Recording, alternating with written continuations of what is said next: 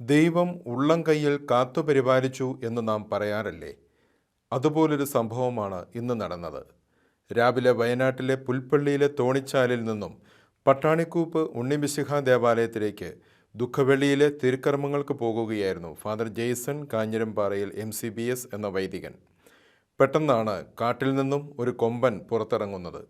റോഡിലൂടെ അതിവേഗം പാഞ്ഞ കൊമ്പന് പിന്നാലെ കുരച്ചുകൊണ്ട് നായ്ക്കൾ കൂടിയത് ആനയെ വിരളി പിടിപ്പിച്ചിട്ടുണ്ടാകും. ഇതൊന്നും അറിയാതെ ഇറക്കമിറങ്ങി അതിവേഗം വരികയായിരുന്നു വൈദികൻ. വലിയൊരു ദൈവാനുഭവത്തിൻ്റെ സന്തോഷ വാർത്ത പറയാനാണ്. രാവിലെ ഇന്ന് ഞാൻ പുൽപ്പള്ളിയിലേക്ക്, പട്ടാണിക്കുപ്പ് പള്ളിയിലേക്ക് ദുഃഖവെള്ളിയുടെ കർമ്മങ്ങൾ ചെയ്യാനായിട്ട് കടന്നു വരുമ്പം കുറിച്ചിപ്പറ്റാന്ന സ്ഥലത്ത് ഒരാന എൻ്റെ എതിരെ വന്നു. വീഡിയോ കണ്ടാൽ നിങ്ങൾക്കത് മനസ്സിലാവും. അത്ഭുതകരമായിട്ട് അത് അടുത്ത് വന്നെങ്കിലും ഒരു ബുദ്ധിമുട്ടും വരുത്താതെ തിരിച്ചുപോയി, അല്ലെങ്കിൽ മാറിപ്പോയി.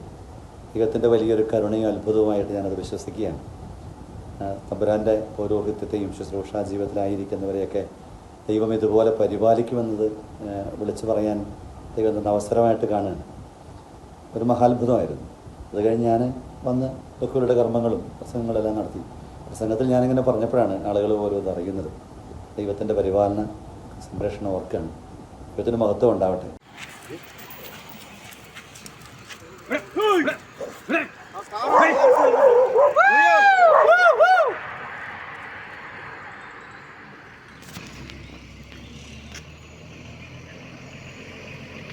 കാറുകാരൻ ബേക്കും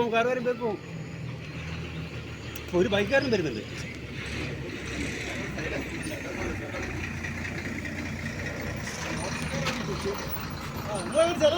ചേട്ടനെ അങ്ങോട്ട് പോലെ ആ കാറുകാരൻ നിൽക്കട്ടെ. സൈഡിൽ പൊക്കോളും തോന്നുന്നല്ലേ? ചിലപ്പോ അവിടെ തിരിയുന്നുണ്ട്.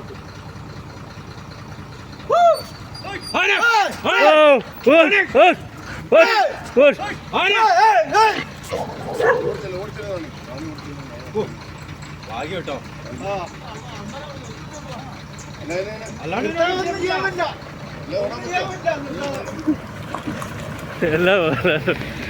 ജീവൻ കത്തിയിട്ടുണ്ടാവും. പിന്നെ